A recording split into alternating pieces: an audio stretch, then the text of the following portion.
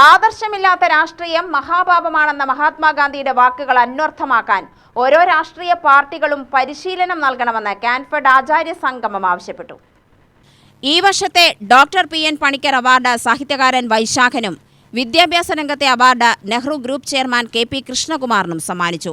സംഗമത്തിൽ യോഗ അവാർഡുകൾ നാരായണൻ പുലാപ്പറ്റ, രാധിക മഞ്ജു, ഗ്രീഷ്മാജി നായർ എന്നിവർക്ക് സമ്മാനിച്ചു. ആ സൂര്യനെ ചുറ്റുന്ന ഗോളങ്ങളിൽ ഒരു ചെറിയ ഗോളമാണ് നമ്മുടെ ഭൂമി. അതിലെ കോടാനുകോടി ജീവജാലങ്ങളിൽ ഏറ്റവും ബുദ്ധിയുള്ള ഒരു ജീവനാണ് മനുഷ്യൻ എന്നുള്ളത്. ഏറ്റവും ആലോചനാശേഷിയുള്ളത്. അപ്പോൾ ഈ ആലോചനാശേഷിയുള്ള ഈ ജീവിയുടെ ചുമതലയാണ് ഇവിടുത്തെ പ്രകൃതിയും ഇവിടുത്തെ മറ്റ് ജന്തുജാലങ്ങളും ഒക്കെ സുഖമായി ജീവിക്കാൻ തക്ക പരിസ്ഥിതി ഉണ്ടാക്കണം എന്നുള്ളത്.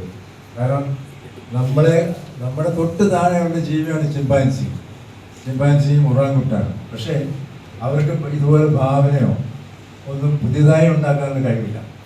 ഭാവന എന്നുള്ളതാണ് മനുഷ്യജീവനെ അല്ലെങ്കിൽ മനുഷ്യരാശിയെ ഇന്നത്തെ സ്ഥിതിയിൽ എത്തിച്ചത്.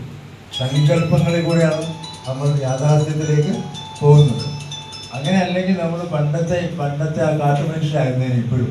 പക്ഷെ ആ കാട്ടിൽ വേട്ടയാടി നടന്നിരുന്ന മനുഷ്യർക്ക് ബുദ്ധി ഉണ്ടായപ്പോഴാണ് ആ വർഗത്തിനെയാണ് ഹോമോസാപ്പിയൻ എന്ന് വിളിക്കുന്നത്. ആ ഹോമോസാപ്പിയൻസാണ് നമ്മളൊക്കെ.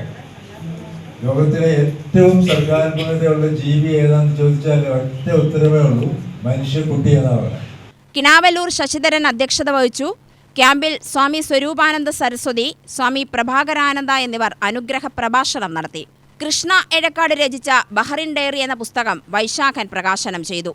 ജില്ലാ chairman Pandiyode Prabhakaran, doctor Sivaramakrishnan, doctor Vijayakumar, Ajith Prabhu, ജില്ലാ സെക്രട്ടറി കൃഷ്ണകുമാർ കാവശ്ശേരി എന്നിവർ സംസാരിച്ചു.